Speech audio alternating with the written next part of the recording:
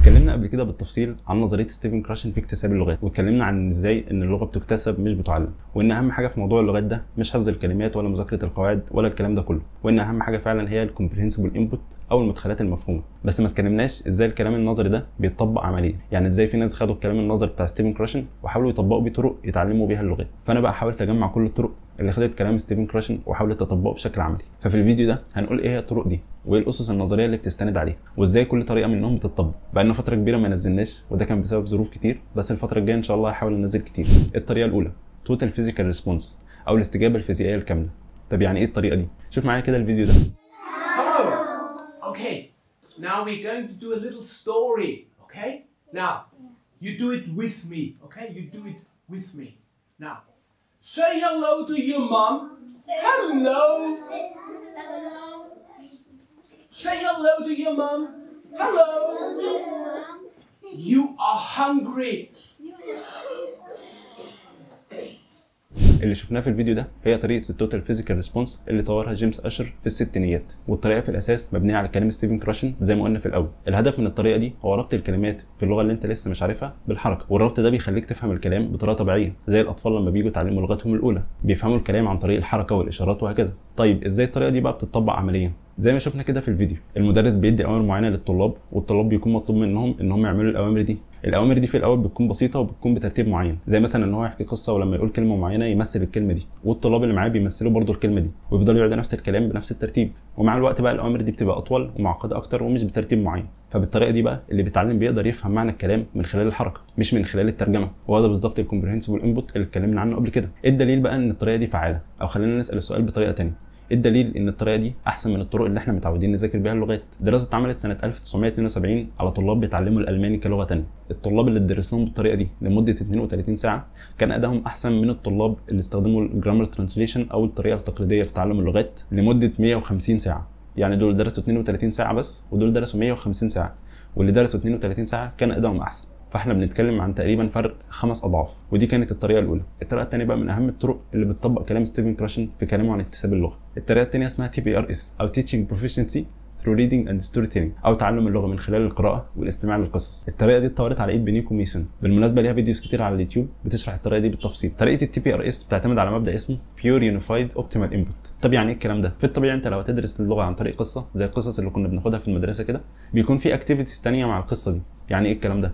يعني انت كنت بتاخد القصه، بعد ما بتاخد القصه دي بتتسال اسئله تختبر مدى فهمك للقصه، وبتخرج من القصه دي الكلمات الجديده عشان تحفظها، وتشوف برضو القواعد اللي استخدموها وتدرسها وهكذا. المبدا ده بقى عكس الكلام ده. المبدا ده بيقول ان الهدف المفروض يكون قراءه القصه وفهمها بس، ما يكونش في اي اكتيفيتيز ثانيه. طب ليه بقى بيقولوا الكلام ده؟ لان لو استغليت الوقت اللي انت بتعمل فيه اكتيفيتيز ثانيه في ان انت تقرا قصه ثانيه، هيكون استغلال احسن للوقت، وان الاكتيفيتيز الثانيه اللي انت بتعملها بعد قراءه القصه بيكون فعاليتها اقل من قراءه قصه ثانيه. فبدل ما بتعمل اكتيفيتيز ثانيه تقرا قصص اكتر، بس ده كله بشرط طبعا ان القصص تكون مفهومه. كمان الطلاب اللي بيتعلموا بالطريقه دي بيحققوا نتائج احسن في الاختبارات القياسيه زي التوك والتوفل والكلام ده، وكمان بيكون في فرصه اكبر ان هم يكملوا بعد كده في اللغه بعد الكورس او الامتحان او الكلام ده. الطريقه دي بتتقسم ل3 مراحل، وكل مرحله الهدف منها ان هي تنقلك للمرحله اللي بعديها. المرحله الاولى هي الستوري ليسننج او السماع للقصص. في المرحله دي المدرس بيحكي قصص للطلاب بتوعه بس بطريقه مفهومه، او باستخدام اللي بتسميه comprehension aiding supplements او الادوات المساعده على الفهم، زي مثلا الصور، زي الاشارات، زي ان هي مثلا بترسم على السبوره وهكذا. بنيكو ميسون بتقول ان الافضل في القصص دي ان هي تكون قصص قديمه وكلاسيكيه وقصص مشهوره، لان طالما القصه مشهوره وقديمه وعاشت وقت كبير ففرصه ان اللي بيسمعها يكون مستمتع بيها هتكون كبيره. وزي ما قلنا كل مرحله بتنقل للمرحله اللي بعديها،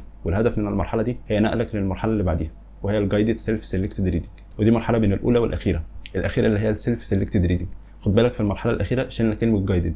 طب ايه اللي بيحصل بقى في المرحله دي؟ زي ما اتفقنا قبل كده ان اهم حاجه في اكتساب اللغه هو الكومبريهنسبل انبوت او المدخلات المفهومه. طب ايه اكتر حاجه فيها مدخلات مفهومه، او ايه اكتر وسيله بيحصل منها المدخلات دي؟ اكتر وسيله بيحصل بيها كده هي القراءه، وعملنا فيديو قبل كده مخصوص عن الموضوع ده. وهي دي المرحله الثانيه. يعني المرحله الاولى بيكون الهدف منها سماع القصص لغايه ما اللي بيسمع القصص دي يكون قادر ان هو يقرا بنفسه، بس علشان اللي بيتعلم اللغه بيكون لسه في الاول ومش قادر يحدد ايه الكتب اللي يقراها وايه اللي مناسب للمستوى وهكذا، فعلشان كده المرحله دي اسمها جايدد، يعني بتكون بمساعده المدرس اللي بيدرس. وفي المرحله دي بيكون الافضل استخدام الجريدد ريدرز، ودي بتكون كتب مكتوبه مخصوص للي بيتعلم اللغه جديد، وبتكون متقسمه مستويات على حسب مستوى كل واحد. والمرحله دي برضه بتكون وسيله للمرحله اللي بعديها وهي السيلف سيلكتد ريدنج. وفي المرحله دي بيكون الهدف هو قراءه كتب اوثنتيك او كتب اصيله، كتب مكتوبه من المتحدثين الاصليين للغه للمتحدثين الاصليين للغه. والكتب دي طبعا بتكون باختيار اللي بيتعلم نفسه، ودور المدرس هنا بينتهي. وده يودينا للطريقه اللي بعد كده اللي عملها دكتور مارفن براون اللي عملنا فيديو كامل عنه قبل كده. والطريقه دي هي ALG او الاوتوماتيك لانجويج جروث. مارفن براون اول ما بدا رحلته الطويله في تعلم اللغات كان دايما عنده مشكله في التطور البطيء، وكان دايما حاسس ان في مشكله في الطرق اللي بيتعلم بيها، مع انه اتعلم بطرق مختلفه، لحد بعد كده ما اكتشف ان المشكله الحقيقيه موجوده في الاعتقاد ان الاطفال لما بيكبروا بيفقدوا القدره على اكتساب اللغه. وكمان اكتشف ان الكبار بيلاقوا صعوبه في اكتساب اللغات عكس الاطفال بسبب اختلاف الطريقه اللي بيتعاملوا بيها مع اللغه، مش بسبب السن في حد ذاته. وكمان قال ان محاوله تعلم اللغات ده شيء بيعوق اكتساب اللغات اللي بتحصل بشكل طبيعي، لان على حسب كلامه اللغه هي تجربه مش مجرد حاجه مكتوبه بتتذاكر وخلاص. وطلع بعد الرحله الطويله دي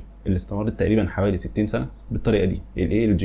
طيب الطريقه دي بقى بتطبق ازاي؟ التركيز برضه في الطريقه دي بيكون على الكومبريهنسبل انبوت او المدخلات المفهومه زي الطرق الثانيه، بس ده بيكون عن طريق الاكسبيرينس او التجارب في اللغه، زي مثلا ان وقت الفصل بيكون لحكايه القصص وشرح صور معينه وهكذا. ومش بيكون مطلوب من اللي بيتعلم يتكلم بدري خالص، المفروض يتكلم اول ما يحس ان هو جاهز ان هو يتكلم. طب هل ده بيحسن تعلم اللغه بيخليه فعال اكتر؟ دكتور براون بيقول ان الطلاب اللي بيمشوا ورا التعليمات اللي هو بيقولها بيوصلوا لمستوى قريب جدا من مستوى المتحدثين الاصليين للغه، عكس اللي بيتجاهلوا التعليمات دي زي اللي بيحاولوا يتكلموا بدري، بيكون تطورهم ابطا بكتير. وده ينقلنا للطريقه اللي بعد كده. الطريقه اللي بعد كده طورها ستيفن كراشن بنفسه بمشاركه تريسي تريل، وهي الناتشرال ابروتش او الطريقه الطبيعيه. الناتشرال ابروتش بدات في السبعينات على ايد تريسي تريل، وكانت محاوله منه لتطبيق مبادئ اكتساب اللغه. بعد كده انضم له ستيفن كراشن وكتبوا كتاب بعنوان الناتشرال ابروتش. وفي الكتاب ده ستيفن كراشن كان بيتكلم على الاسس النظريه للطريقه، وتريل بيتكلم ازاي نقدر نطبق الكلام ده على ارض الواقع. وكان الهدف من الناتشرال ابروتش او الطريقه الطبيعيه ان هم يوصلوا بالطلاب لمستوى متوسط، بحيث ان هم يكونوا قادرين ان هم يتواصلوا مع الناس، حتى لو التواصل ده هيكون فيه صعوبه شويه، ولو حتى هيضطروا ان هم يطلبوا توضيح من الناس علشان يقدروا يفهموا الكلام اللي هم بيقولوه. وده كان الهدف من الدراسه او الفصل، ان هو يجهزه ان هو يكون قادر ان هو يتواصل مع الناس. ازاي بقى الطريقه دي بتطبق؟